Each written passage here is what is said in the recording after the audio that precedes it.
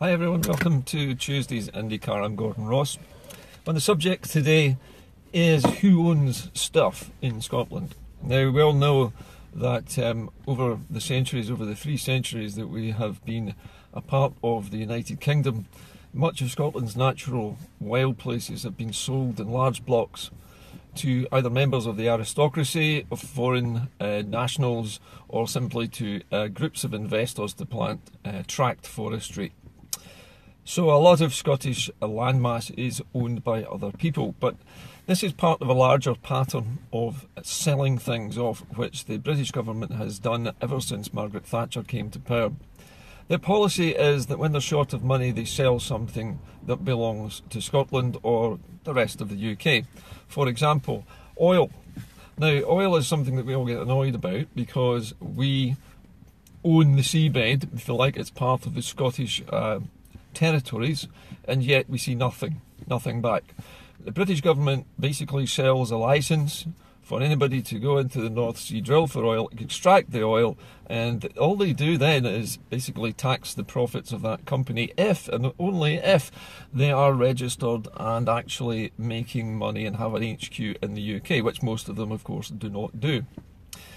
Also, the British government has sold everything else. They've sold the national grid, for example. The national grid isn't owned by anybody in Scotland. It's owned, in fact, by a separate company. In Scotland, it is run by two companies. It's not even owned by Scotland. It's not even operated by the Scottish government. It is a public service, really, that infrastructure, and yet it's private. And then we have the gas as well. The gas is owned largely by Ineos, a Swiss and English-based company with their HQ in London, run by a single man. Now, call me cynical, but having all of your gas industry in your country owned by one single man who's not Scottish is not a good idea. Now, all of these things are well known, that the British government sells things off when they need money. They sold off British Gas, they sold off BT, they sold off virtually every single nationalised industry that there was, and they sold off a lot of other things as well. They've sold off the rights to mine for gold, to mine for coal, and to frack underneath our own homes. All of these things are Tory policy. Sell, sell, sell, sell, sell, so that the whole of the United Kingdom is not owned by anybody in the United Kingdom, but it's a free-for-all for vultures circling the British Isles, picking off whatever they like, cherry-picking all the good stuff that we have for almost nothing. The Tories are obviously being heavily lobbied by the oil companies, the gas companies, the electricity firms. They might be getting backhanders, who knows, but for some reason they sell everything off cheap and we get nothing back. Now, if you were a gold prospector, for example, let's say you owned a claim somewhere in the Yukon, and you wanted to license somebody to come and extract the gold from that place. You couldn't do it yourself. You are not going to just sell them a license and let them take all the gold out. You're going to sell them a license and you're going to take 20% of whatever they make, because that is how a real business operation works when you're dealing with extracting mineral wealth from the land or even from the sea or rivers. Any normal human being operating a business, or any normal organisation or nation operating with natural resources, will demand a big percentage of whatever that company takes out of that piece of land or piece of ocean. We don't. Why don't we do it? Well, probably because the Tories don't want us to do that. They've probably already been bought off. The system is so heavily corrupted, it's very difficult to tell. Alright, so where am I going with this? The point is that when we're independent, because it's not a case of if anymore, it's a case of when. When we are independent, first of all, we need to get control back of all of these resources. Now that means buying them all back again, because they have been sold to foreign companies. Now, how do we do that if the pound has crashed? Because the pound is going to crash, as we know. And sticking with the pound at independence, at the point where we leave, would be a mistake in my view. We need to be using a currency which has a high enough value that we can buy back what is actually ours, but get it back for ourselves, or even just take back control of it, almost by force, because we as a country, when the Act of Union is dissolved, all bets are off, and all the agreements and licenses issued in London will be worthless to the oil companies, and we'll be in a position to renegotiate. But what do we do with that wealth? What do we do with the oil and the gas and the wind energy and the tidal energy and the national grid and all of the infrastructure for gas processing? What do we do with it? And I think the answer to that is we have to control it centrally. It has to be in the national interest. Now, it might mean a kind of nationalisation, but what I'm talking about is only nationalising vital national resources with which Scotland can trade for other things that we need across the globe. Oil is a vital thing. Gas is a vital thing. Electricity is going to become an even more vital thing as gas and oil use for things like transport diminishes and we make the switch to electric. So we need to think very carefully about what we do when we become independent and what are the first priorities when it comes to getting back control of these resources. It means things like the national grid needs to belong to the nation, needs to be maintained by the government and not have our companies charged to actually put energy into the grid, which is a ridiculous situation. Where in the southeast they are paying people to put energy into their system, but yet they charge us for putting electricity into the national grid. It's ridiculous. So how do we deal with this? It has to be a nationalised, vital piece of strategic infrastructure, just like the roads, just like the railway network, and just like the airports and the ports. Everything which we will use to trade as a country needs to be under direct control of the government right from the beginning. And that means writing new licenses. It means a frantic bit of very careful reworking of agreements with other countries, other companies, to make sure that we can gradually draw back control of all of these resources ourselves.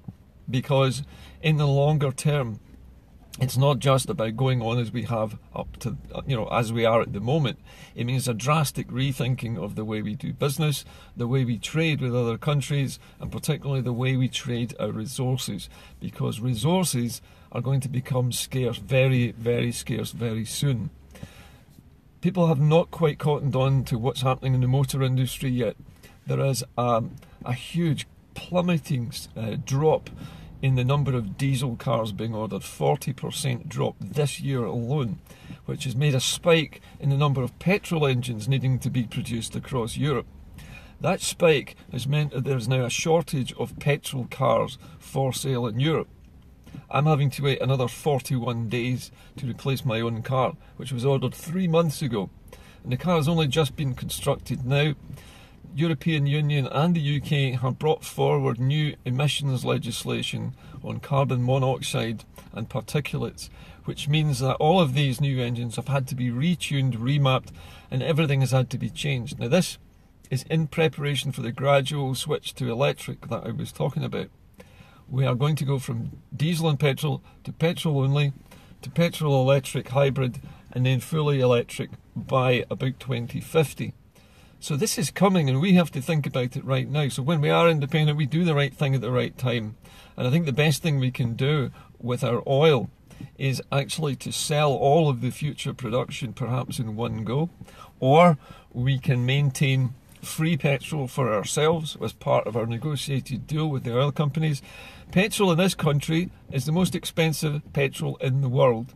And we are sitting on top of the oil wells. It's a ridiculous situation. We pay more for our oil than America does. The Americans almost went nuts when the price of petrol in America went up to 35 cents a gallon.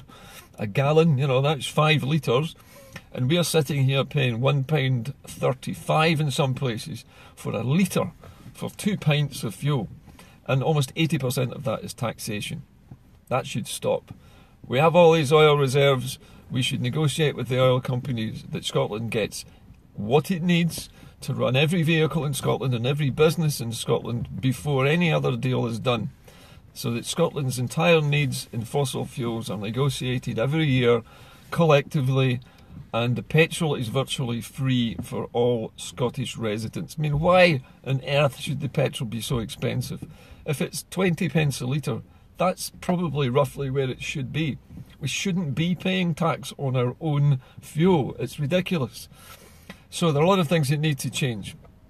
If you lived in Saudi Arabia, you would pay no tax, because all of the oil and gas that you produce is sold, and all of the money goes into a central pot into the government's coffers, so that hospitals, roads, infrastructure is all free, and fuel is virtually cost free. And that's the way it should be when you're rich in resources. We are sitting on top of literally an oil well, and we're floating on basically an island of coal in a sea of oil and gas, surrounded by wind and tidal energy, and yet it costs us a fortune for all of these things, and that shouldn't be happening. Anyway, that's the end of the rant for today, but think about this. Our fuel is the most expensive in the world, and yet we are sitting in one of the most oil-rich, biggest oil-producing countries in the entire planet. Norway has £9 billion in its oil fund. We have got a deficit of 15 billion, negative 15 billion pounds, because of the bad management of the British state and the fact that it sold off every single one of our natural resources to its buddies. We get nothing. The corporations make an absolute fortune out of this. They laid off over 100,000 Scottish and British workers at a stroke when the oil crisis struck, and yet they still make massive profits. They don't care about people, they don't care about the country that the oil comes from, they don't care about pollution, they just care about profit. It's time, when we are independent, that the boot is on the other foot. It's time that we gave them a kicking and said, no, we're having our oil first, and we want the entire nation's needs seen to for free as part of your licensing agreement. And then we want at least 10% on every barrel that you pump out. And we will be out there in our protection vessels checking every single tanker that you offload. Because we know that oil is disappearing out of the North Sea without anybody noticing it, and nobody's paying any taxes on it or revenues on it to the UK. We know it's happening. They're offloading oil at sea so they don't have to pay taxes here. End of rant. See you tomorrow. Have a good day. Bye for now.